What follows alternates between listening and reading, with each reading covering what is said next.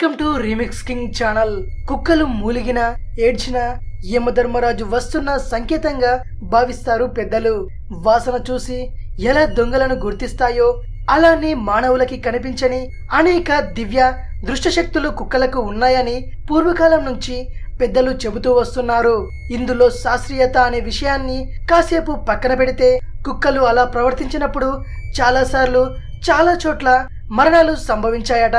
అందుకే ఊరిలో కుక్కలు ప్రత్యేకమైన శబ్దాలతో రోధించాయంటే చాలు వామ్మో ఈ రోజు ఎవరు చనిపోతారో అని ఆందోళన చెందుతుంటారు. వీటికి ఆధారాలు చూపడం అంటే కష్టం, కానీ ఆధ్యాత్మికులకు నమ్మకాల ప్రకారం పశుపక్షాదుల్లో కొన్ని అతీత శక్తులున్నాయి. మనిషి గుర్తించలేని వాటిని ఎన్నో అవి గుర్తిస్తాయి. చెప్పేందుకు కుక్కలకి మాట లేదు. ఆ మాటే కుక్కలకు ఉంటే ఈ భూమి మీద మానవుడు ఉండేవాడే కాదు. కుక్కలకే కాదు, ఏ జీవికి మాట్లాడే శక్తి ఉన్న మనిషి ఈ భూమిని శాసించలేడు.